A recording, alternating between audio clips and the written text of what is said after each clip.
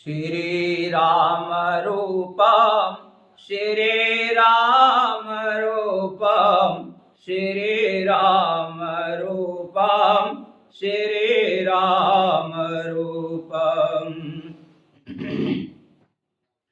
श्रीराम रूपम श्रीराम रूपम श्रीराम रूपम श्रीराम रूपम श्री बलराम रूपम श्री बलराम रूपम श्री बलराम रूपम श्रीराम रूपम बलराम रूपम बलराम रूपम बलराम रूपम श्रीराम रूपम श्रीराम रूपम श्रीराम रूपम श्रीराम रूपम लोचन राम रूपम लोचन राम रूपम श्रीराम रूपम श्रीराम रूपम तन राम रूपम मन राम रूपम तन राम रूपम मन राम रूपम तन राम रूपम मन राम रूपम मन राम रूपम अरे श्री राम रूपम श्री राम रूपम श्री राम रूपम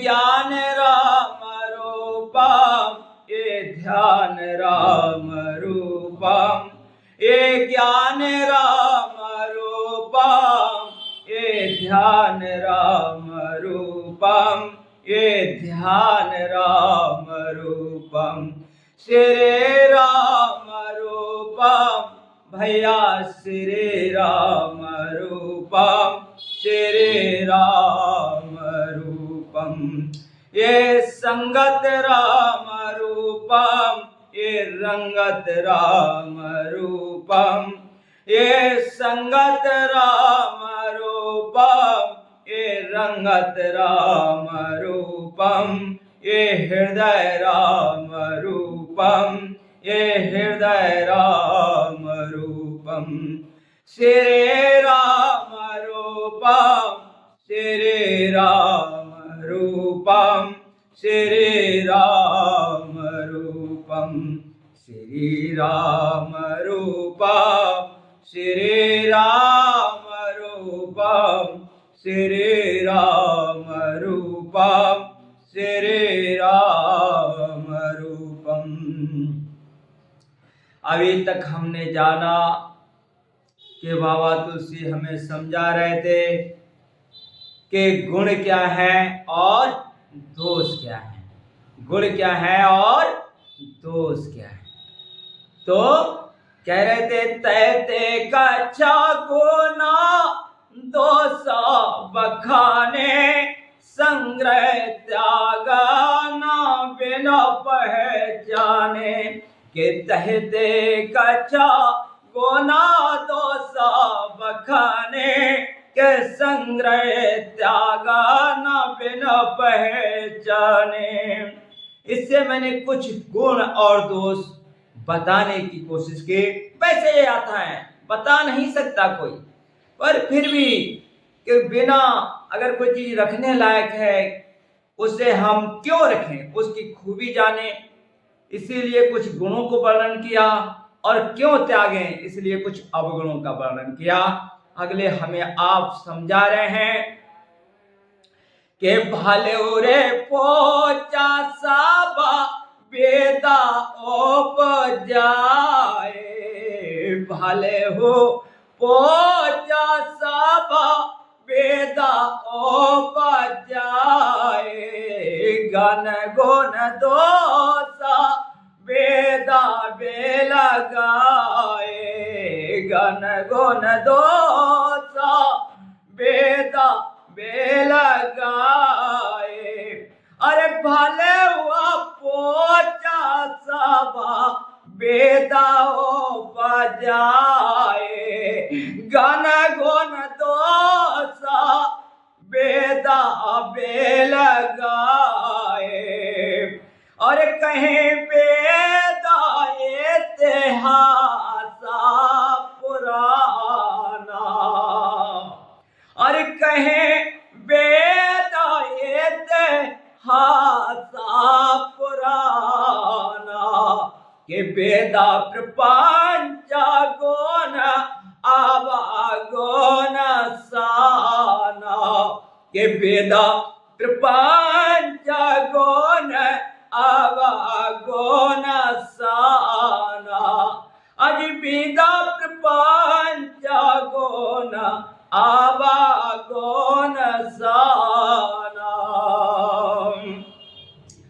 भले कोच सब विध उपजाए, सबको ब्रह्मा जी ने बनाया है, सबको परमात्मा ने बनाया है। सब भले पोच जो है सब ब्रह्म ने बनाए हैं, सब ब्रह्म की रचना है। सब भले भी उन्होंने बनाए हैं और पोच यानी कमजोर भी उन्होंने बनाए हैं। सब वेद उपजाए, गण गुण दोष वेद बिल गाए, यानी उनके गुणों को जानकर, उनके दोषों को जानकर कुछ वेदों ने अलग किया, अलग करके समझाया हमें कि ये ग्रहण करने लायक है।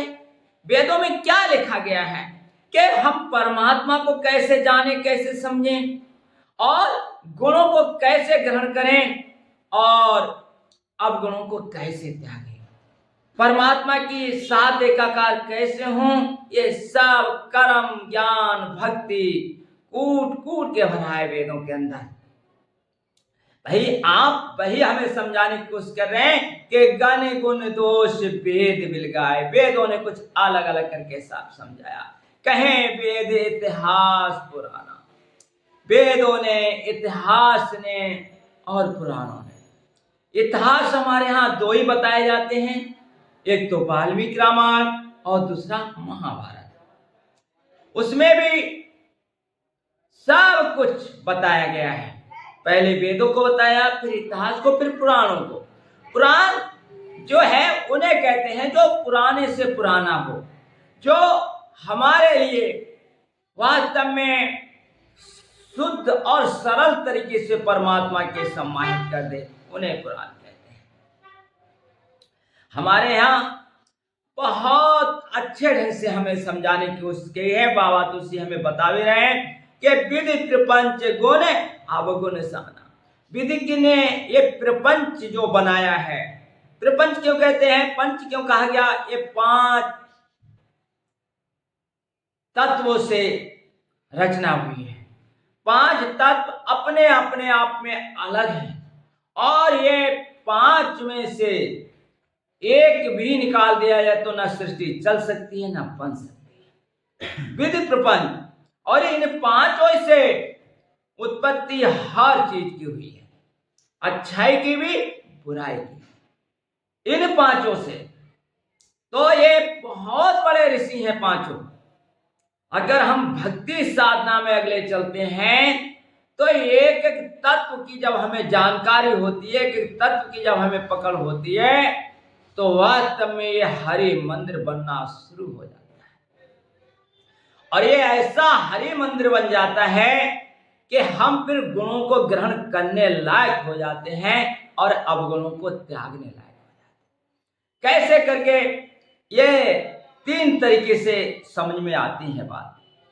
सबसे पहली बात तो ज्यादा से ज्यादा आज तक कहीं समझ में आई तो सत्संग के माध्यम से, दूसरे ग्रंथों के माध्यम से भी हम इन चीजों को समझ लेते हैं।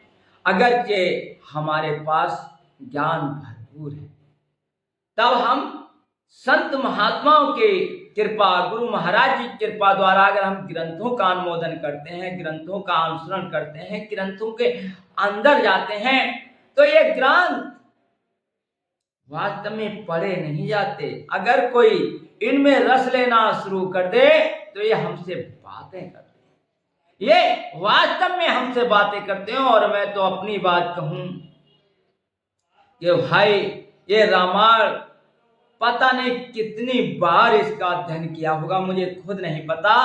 जब जब इसे पढ़ने की कोशिश की गई तब तब कुछ ना कुछ नया मिला है। बिल्कुल ये लगा कि ये तो इससे पहले हमें जाना ही नहीं था।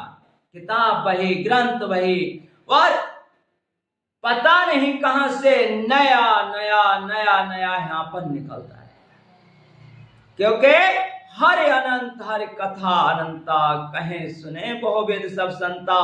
हरि अनंत है, उनकी कथा भी अनंत है। और जितनी बार तुम ग्रंथों का अध्ययन करोगे, अगर वास्तव में उनमें तुम्हारे लिए प्रभु की छवि दिखना शुरू हो जाए, तब ग्रंथ भी जो है कहीं ना कहीं हमारे लिए जैसी माँ की गोद में पहुंचकर बच्चा सुरक्षित हो जाता है। जैसे माँ जरा से दर्द को बर्दाश्त नहीं करती है, इसी प्रकार ग्रंथों को जब हम अध्ययन करते हैं, ग्रंथों का जब हम मनन करते हैं, और जब इनके लिए दिल से इनके पास चले जाते हैं, तो फिर इनके अंदर से जो चीजें मिलना शुरू होते हैं, जो ज्ञान मिलना शुरू होता है, फिर वो किसी प्रकार की अज्ञानता को तुम्हारे अंदर बर्दाश्त नहीं करता। किसी प्रकार की अज्ञानता को तुम्हारे अंदर बर्दाश्त नहीं करता। इसीलिए कभी संतों से, कभी ग्रंथों से, और कभी प्रभु की कृपा से। सबसे बड़ी बात है कि अगर प्रभु की कृपा हो जाए तो सब संभव होना शुरू हो जाता है, सब अच्छा होना शुरू हो जाता है। उनका जरा इशारा हो जाए, वो हमें अपनाने को तैयार हो जाए, तो ये ग्रंथ रसीले लगते हैं, ये बाणी मीठी लगती है, सुनने को दिल करता है। और पहचान भी यही है कि साव संतों की बात अच्छी लगने लगे आप सबको ये सत्संग जो आप सुन रहे हो, ये रामायण जो आप सुन रहे हो, इसमें आपको रस मिलना शुरू हो जाए, तब समझ लेना कि हम पर परमात्मा की कृपा है। क्योंकि कहा भी है पीछे बाबा तुलसी ने कि बिन हरि कृपा सुलभ ना सोई। विवेक तो बिन सत्संग विवेक ना हो, बिना सत्संग के विवेक हो ही नहीं सकता। पर हरि कृपा बिन सुलभ ना सोई, पर बिना प्रभु की कृपा से, बिना राम की कृपा से ये सुलभ नहीं होता सत्संग। सुलभ का मतलब क्या? ये तुम्हारे अंदर पचता नहीं, ये तुम्हारे अंदर हजम नहीं होता सत्संग। ये जो बाणी है तुम्हारे अंदर मीठी लगेगी ही नहीं। आप कहीं ना कहीं कितने से उच्च कोटि साधु महात्मा की बाणी सुन लेंगे। उच्च कोटि का साधु महात्मा क्या? जो वास्तव में परमात्मा का अनुभव करके बोले, वही उच्च कोटि का महात्मा है। जो वास्तव में परमात्मा को जान सके, समझ सके, उन्हें देखकर बोल सके। और जानने की बात सिर्फ इतनी सी है कि उसकी जानकारी में जानने लायक केवल प्रभु का नाम है।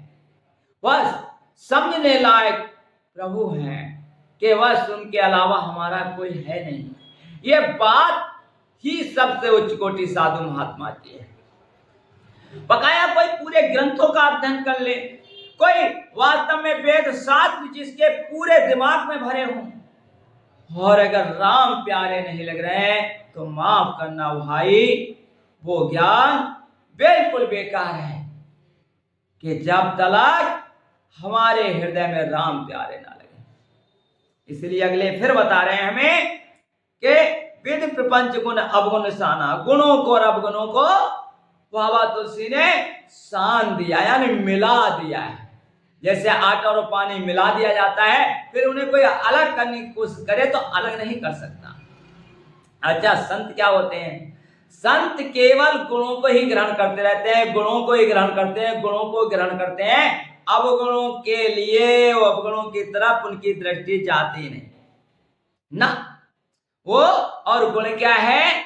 सबसे बड़ा गुण परमात्मा की याद जो करता रहेगा, परमात्मा की जिस पर कृपा है जी साहब, वो हमेशा निर्मलता के साथ रहेगा, हमेशा पावनता के साथ रहेगा, क्योंकि उससे किसी प्रकार की बुराई, किसी प्रकार की गंदगी छू ही नहीं सकती, क्योंकि जाके सिर ऊपर तो स्वामी सो दुख कैसा पाए।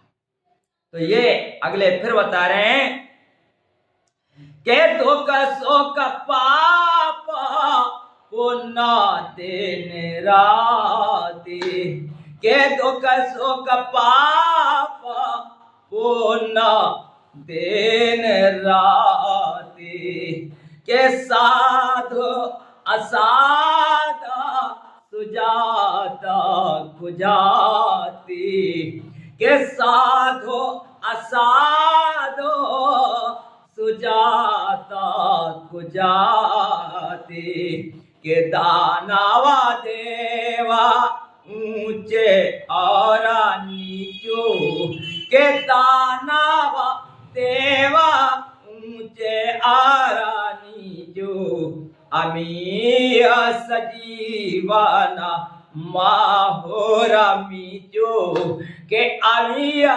सुजीवाना माहोरा मीचो। दुख और सुख, यानी कि जब इस रचना में अगर आप देखोगे तो दुख भी इसी के अंदर डाल दिया और सुख भी इसी के अंदर डाल दिया। दुख और सुख, पाप पुण्य दिन राति, पाप भी इसी के अंदर है और पुण्य भी इसी के अंदर है।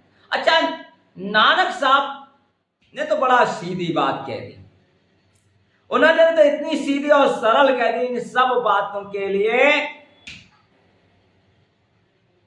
कि जो पिंडे सो ब्रह्मांडे, कि जो इस पिंड के अंदर है वही पूरे ब्रह्मांड के अंदर। अब आप यहां विचार करो, रामायण भी अब पहले साधुओं की वंदना की, सज्जनों की वंदना की, संतों की वंदना की, फिर खलों की वंदना की, फिर साधु महात्माओं के और खलों की मिलाकर वंदना की, और ये भी बताया कि ये दोनों जानते भी हैं कि एक सही है ये गलत है, फिर भी जिसका जैसा स्वभाव बन गया वो वैसे रहता है और वैसे जीता है। जो जे भाव नीक सो सोई, जिसके भावना में जो बस गया वो वैसे जीता है और वैसे रहता है। इसमें कोई ऐसी बात नहीं है कि वो अपने आप जी रहा है, जैसी संगत मिली, जैसा स्वभाव बना वो वैसा उसके लिए अच्छा लगा। और अगले फिर कह भी रहे कि वेद प्रपंच, यानी कि ये सब भले पोच सब वेद उपजाए, फिर सब भले और पोच जो है सब ब्रह्म के उपजाए हुए हैं। दुख और सुख, पाप पुण्य, दिन और रात, पाप और पुण्य सब मालिक का बनाया हुआ है, दिन और रात सब उसी का बनाया हुआ है। और साध असाध सुजात कुजाति, अच्छी जाति या बुरी जाति, सुंदर जाति या दृष्टिहीन जाति, यानी कि लूले लंगड़े, भले बुरे, पापी सब मालिक के बनाए हुए। और कह रहे हैं दानव देव ऊंच और नीचू, दानव देवता कोई ऊंचा है या कोई नीचा है, सब मालिक के बने हुए हैं। अमी माने अमृत, सुजीवन सुंदर जीवन, और सुंदर जीवन के साथ साथ उन्होंने मृत्यु भी इसके साथ लगा दी। सुंदर जीवन तो है हम सबका, पर इसके साथ कितना भी कोई सुंदर हो पर एक दिन मृत्यु अनिवार्य है। ये सुंदर हो जाए। सुंदर जीवन क्या है? सुंदर जीवन एक ही है, वही एक सुंदरता है कि साहब हमें राम प्यारे लगने लगे, मुझे राम प्यारे लगने लगे, मुझे राम प्यारे लगने लगे, सब कुछ ठीक हो जाएगा और कुछ नहीं बिगड़ेगा तेरा सतगुरु शरण आने के बाद। अगर कोई गा रहा है तो सतगुरु शरण क्या है? सतगुरु शरण का मतलब यह नहीं कि हम किसी साधु महात्मा की सेवा करने लगे, पूजा करने लगे और या उन्होंने कुछ भी कहा और मैं मानने को तैयार हुआ। सतगुरु शरण का सीधा अर्थ है कि वह सतगुरु है, वह साधु है, वह संत है कि जो हमें राम की नाम में लगा दे, जो हमें प्रभु के स्मरण में लगा दे, खुद राम की याद करता हो और हमें भी राम की याद में लगा दे, वह सतगुरु है, वह साधु है। बकाया भैया साधु या सतगुरु हम सबको नहीं कह सकते, सबको नहीं कह सकते। इसीलिए ग्रंथों का प्रमाण रखा गया भाई, इसीलिए संतों का प्रमाण रखा गया कि कौन है सतगुरु? जो वास्तव में सत्य को हमारे लिए रूबरू करवा दे, हम सत्य को जानने वाले हो जाएं, सत्य में रहने वाले हो जाएं, क्योंकि वह सत्य का गुरु है। तो जो सत्य का गुरु है और अगर हम उसकी शरण में हैं तो अभी हमारे लिए वास्तव में सत्य का अनुभव हो रहा है या नहीं, तो ये बात देखने लायक है और समझने लायक है। तभी तो कहा कि माया ब्रह्मा जीवा जगदीशा। अब यहां पर तीन चीजें हैं, क्या है? ये भी वित्त की बनाए हुए हैं ना, जीव आत्मा भी परमपिता परमात्मा की है, माया भी मेरे राम की है और ब्रह्म भी जो है वो राम को ही कहा गया है। इसलिए यहां पर दिखाना चाह रहे हैं बाबा तुलसी, ये नहीं कि ये सब विद के उपजाए हैं ना, ये दिखाना चाह रहे हैं कि इस सृष्टि में माया ब्रह्म भी मिला दिए गए हैं, जीव आत्मा भी मिला दी गई है, यानी कि इस शरीर के अंदर ब्रह्म भी है, जीव आत्मा भी है और माया भी है। क्या चीज हमें अच्छी लग रही है? क्या जिस ओर हमारा लगाव ज्यादा होगा वह चीज हमें प्यारी लगेगी। अब इस वाणी के माध्यम से, इस रामायण के माध्यम से आप अपने आप को समझने की कोशिश करें, अपने आप को देखने की कोशिश करें कि हमें क्या प्यारा लग रहा है। क्या हमें राम प्यारे लग रहे हैं या माया? अभी ये और ये भी देखें, क्या हम अपने आप को जान पाएं कि मैं कौन हूं और मुझे जाना कहां है? क्या जब तक हम अपने आप को ना जानेंगे तब तक हम ब्रह्म को कैसे जानेंगे? अब आप समझो तो कि हम जानने तो ब्रह्म को चले पर पहचान अपनी भी नहीं, जानने तो हम ब्रह्म को चले पर पहचान अपनी भी नहीं। जरा देर में हम कभी कुंठित हो जाते हैं, जरा देर में हम कामनाओं के पीछे भागना शुरू कर देते हैं, जरा देर में हम रोना शुरू कर देते हैं जैसे हम बिल्कुल लुट गए हैं। अब आप समझने की कोशिश करो ना कि तुम हो कौन। भाई जो कुछ लिया इस दुनिया से लिया है, जिस दिन हम पैदा हुए थे क्या था हमारे पास? आज जो कुछ है सब यहां से लिया हुआ है, किसी के द्वारा हमें मिला है या किसी के कारण से हमें मिला है, मेरा अपना तो कुछ है नहीं। तो हम अपने आप को जाने कि मैं कौन हूं और मेरा कौन है, मैं कर क्या रहा हूं, मुझे करना क्या चाहिए, मैं जा कहां रहा हूं और मुझे जाना कहां चाहिए। जब तक इस सब का हमें ज्ञान नहीं होगा तब तक हम परमात्मा का ज्ञान कैसे जानेंगे? तो यही बात बाबा तुलसी समझाने की हमें कोशिश कर रहे हैं कि माया ब्रह्म जीव जगदीशा लक्ष्य अलक्ष्य महेदे, लक्ष्य अलक्ष्य रंग का वनीसा।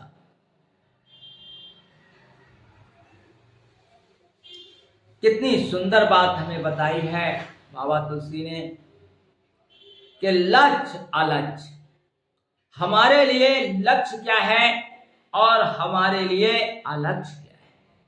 लक्ष्य का मतलब होता है कि कुछ भी चीज दिखती हो वह उसकी ओर मुझे जाना, या मुझे वह चीज मिल जाना, या उसकी ओर हमेशा नजर रखना। अगर मिल नहीं रही है तो मिलने के प्रयास में लगे रहे। ये मेरा लक्ष्य है। मेरा लक्ष्य एक ही है, मेरी इच्छा एक ही है। मेरा अगरचे कोई विनती है, मेरी कोई प्रार्थना है, मेरा कोई दिल में बात है, तो बस एक ही है। क्या? कि मेरी सिर्फ एक ही इच्छा है कि हे मेरे मालिक, मैं तुझे याद कर सकूं। ऐसी कुछ रहनी दे दो मेरे दाता कि हम तुम्हें याद कर सकें, तुम हमारे जीवन में समा सको, तुम्हारे लिए हम पुकार सकें। इतनी कुछ दया दृष्टि कर दो मेरे मालिक। बस यही कहीं ना कहीं मेरा लक्ष्य। अलक्ष्य क्या है कि जो हमारा है नहीं हम उसी में पचते रहते हैं। आप किसी से भी यहां दिल लगा के देखो, कौन तुम्हारा साथ देगा? ना। तुलसी साहब कह रहे हैं इसी एक चीज को कि तुम यहां क्या दिल लगा रहे हो। दिल अगर तुम्हें लगाना है तो उन्होंने बड़ा सफा कहा है कि दिल का हुजरा साफ कर जाना के आने के लिए, ध्यान गैरों का उठा उसको बिठाने के लिए, और एक दिल लाखों तमन्ना उस पे और ज्यादा हवस, फिर ठिकाना है कहाँ उसको बिठाने के लिए। एक दिल लाखों तमन्ना, लाखों तमन्ना है तुम्हारी, दिल का हुजरा साफ कर। क्या साफ करना है दिल के हुजरे को? सिर्फ यही साफ करना है कि जो चीजें हमारे काम की नहीं है भैया, उन्हें क्यों हम दिल में अहमियत दे रहे हैं, क्यों हम दिल में अहमियत दे रहे हैं। बड़ा बड़ा कभी अफसोस आता है कि इंसान संसारी चीजों के कारण इस अपने अनमोल शरीर को ही त्याग देता है। मेरे सामने तो जब ऐसी घटना आती है तो फिर एक ही बात समझ में आती है कि ये सब संगत का असर है। अच्छे साधु महात्मा की संगत नहीं करी, अच्छे ग्रंथों के पास नहीं गए। जब संगत ही गलत थी तो बस वो तो अज्ञानता की ओर ले जाएगी, और अज्ञानता तो हमेशा इंसान को डुबाती है, हमेशा डुबाती है। क्या पता कब तुम पूरी तरीके से डूब जाओ। तब समझने की बात है कि दिल का हुजरा साफ कर जाना के आने के लिए, साफ कर अपना दिल, वो परमपिता परमात्मा को इसमें रहने के लिए, इसके अंदर से बोलने के लिए, इसके अंदर से तेरे को सहारा देने के लिए। एक दिल लाखों तमन्ना, तेरा एक दिल है और लाखों तमन्ना तूने अपने अंदर बसा रखी है, लाखों तमन्ना। उस पे और ज्यादा हवस, तमन्ना हो तो हो, और चाहिए और चाहिए और चाहिए, बेमतलब की हवस, ये बेमतलब की हवस। फिर ठिकाना है कहाँ उसको बिठाने के लिए। फिर कहाँ ठिकाना है?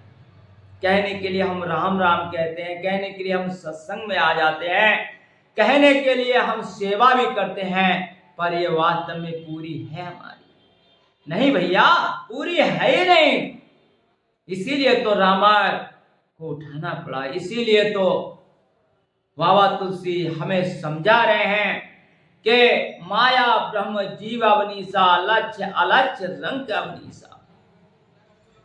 यानी कि लक्ष्य भी तुम्हारे सामने है, अलक्ष्य भी तुम्हारे सामने है, रंग यानी गरीबी भी तुम्हारे अंदर है, और तो बादशाहित भी तुम्हारे अंदर है, राजा भी तुम्हारे अंदर है।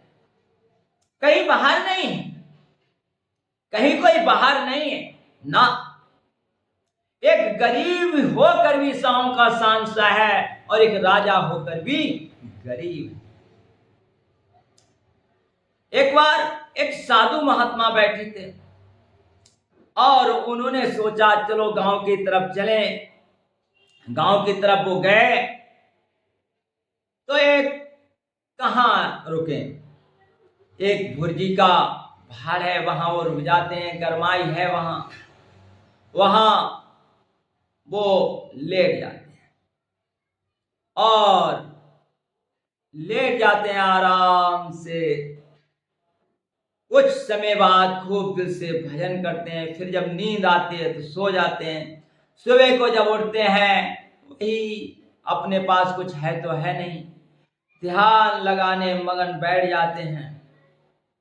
राजा का महल ऊपर है, राजा वहां से देखता है कि यार एक फकीर, बिल्कुल शरीर पर कपड़े भी ऐसे नाम मात्र को हैं, कुछ भी नहीं है, पर इतना सुकून के साथ कैसे है, ये कितना मगन बैठा है, कितनी खुशी है इसके चेहरे पर। एक इंसान को भेजकर बुलाता है और फकीर से पूछता है कि तुम्हारी रात कैसे कटी, तुम्हारी रात कैसे कटी। ये बात समझने लायक है कि तुम्हारी रात कैसी कटी। फकीर कहता है एक तो तेरे जैसी कटी, एक तो तेरे जैसी कटी, एक तुझसे बेहतर कटी,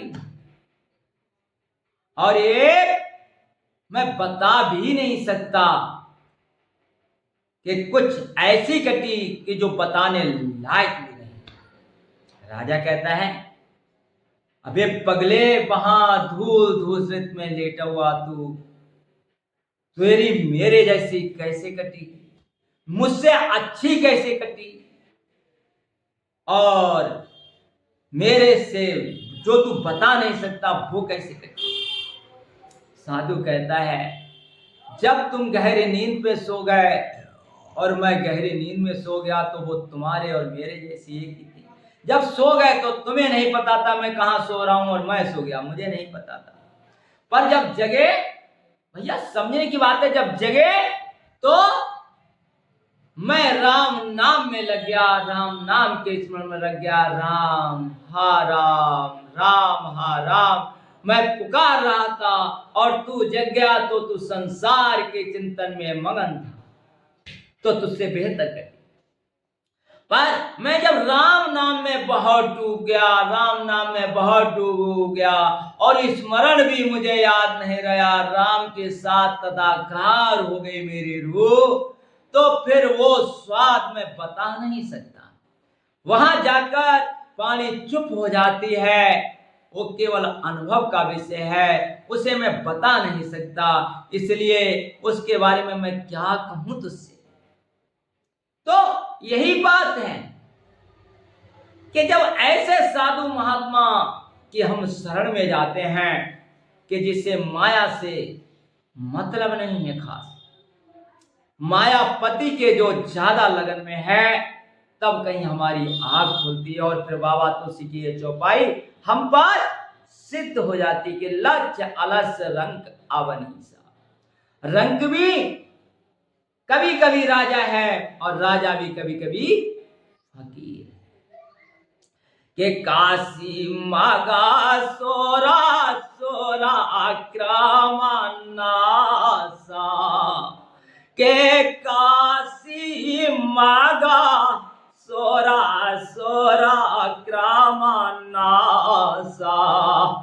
मरु मारवा महे देवा गवासा, के मरु मारवा महे देवा गवासा, सरगा नरका अनुराग विरागा, के सरागा नरका रे आपा भार्गा विरागा, के सरागा नरक अनुराग विरागा, निगमागमा गुण दोषा विभागा, के निगमागम रे गुण दोषा विभागा।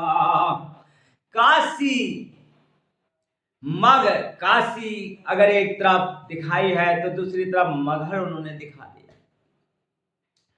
और सुरसर गंगा जी अगर एक तरफ है तो एक तरफ क्रमनाशा नदी है।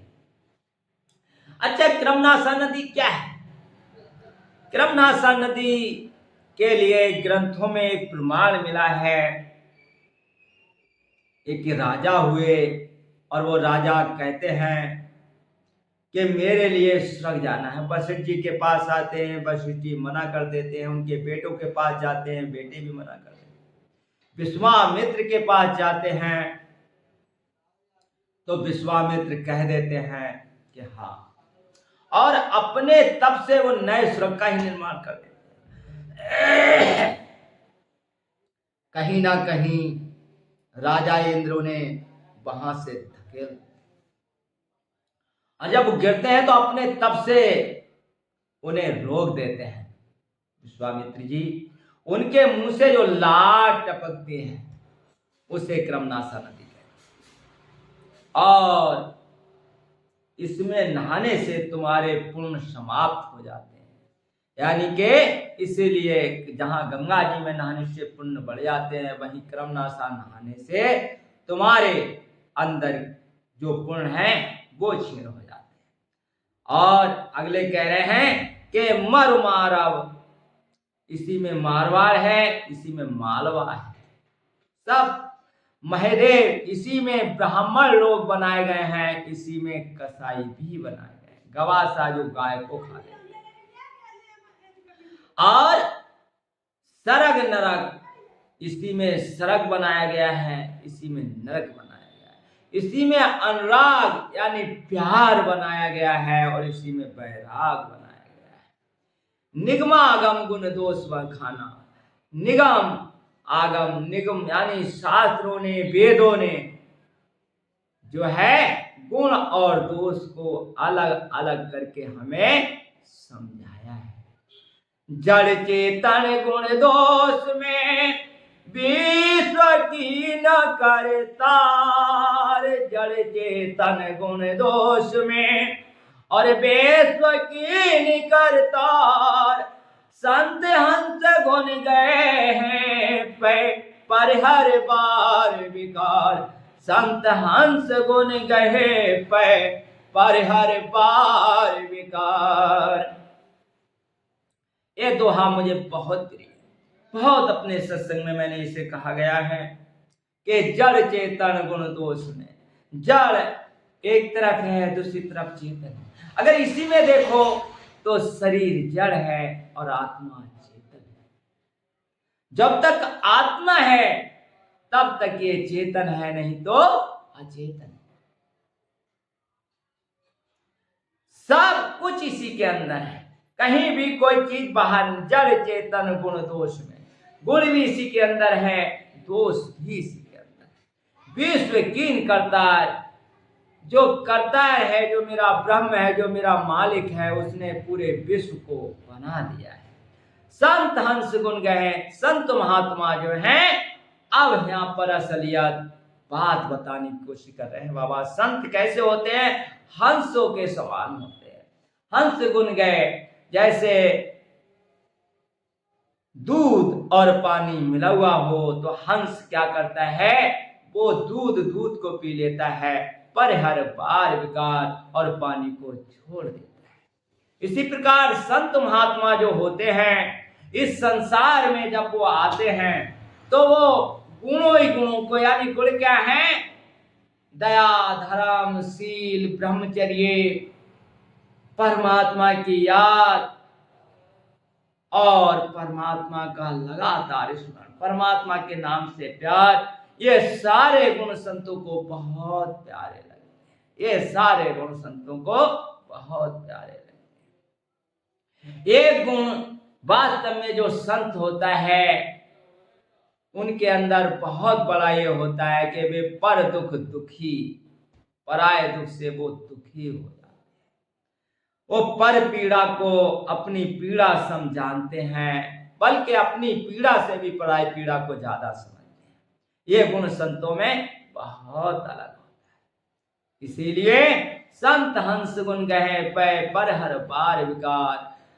वो हंस क्या करता है कि वो दूध कोई एक बूंद भी दूध होता है उसे पी लेता है, पानी को छोड़ देता है। और संत भी जो होते हैं पानी जैसे विकारों को बिल्कुल त्याग देते हैं। जो विकार हैं, जो पानी जैसे हैं, जो वास्तव में हमारे किसी काम का नहीं है, उसे वो त्याग देते हैं। अगले कह भी रहे हैं, अस विवेक का जावा दे ले विधाता, अस विवेक का जावा दे विधाता, के तव तज दोषा गुने मन राता, के तव तज दोषा गुने मन राता, अस विवेक जावा दे ले विधाता। ऐसा विवेक जब हमें विधाता देता है तब तज दोष गुनय मन राता।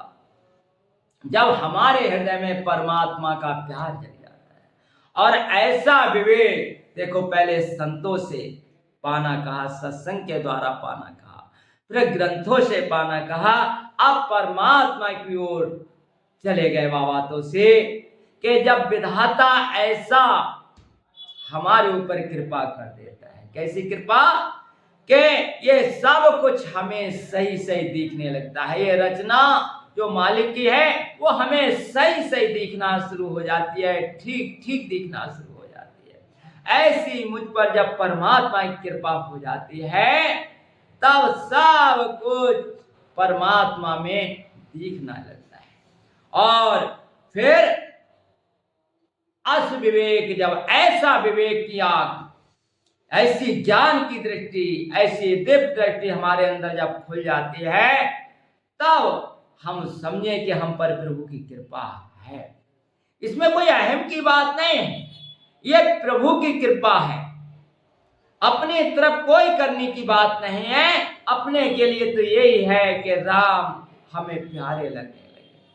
बस संतों की शरण में बैठना, ग्रंथों की शरण में बैठना, राम का स्मरण करना, राम को अपने गले लगाना।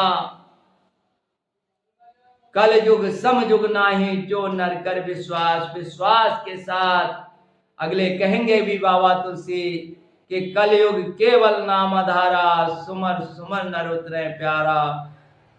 बस जो कलयुग में परमात्मा के नाम का आधार बना ले वही संत है। वह दूसरी चीज संत की कुछ है नहीं, उसे प्राणों से प्यारा राम का नाम है। ऐसी हम सब की रहनी बने, यही परमात्मा से अर्जी है। यही रामायण के द्वारा हम सबको समझाने की कोशिश कर रहे हैं। आप सब परमात्मा के प्यारे बन जाए, और कोई उद्देश्य नहीं है मेरा, सिर्फ एक ही उद्देश्य है, एक ही लक्ष्य है, एक ही स्मरण है कि राम का मुझे अनुभव हो, राम मुझे प्यारे लगे, वह आप जो सब सुन रहे हो आपको भी राम प्यारे लगे। केवल यही एक उद्देश्य है, और ये उद्देश्य हम सबका सफल हो। हे राम ऐसी हम पर कृपा करिए, हे राम ऐसी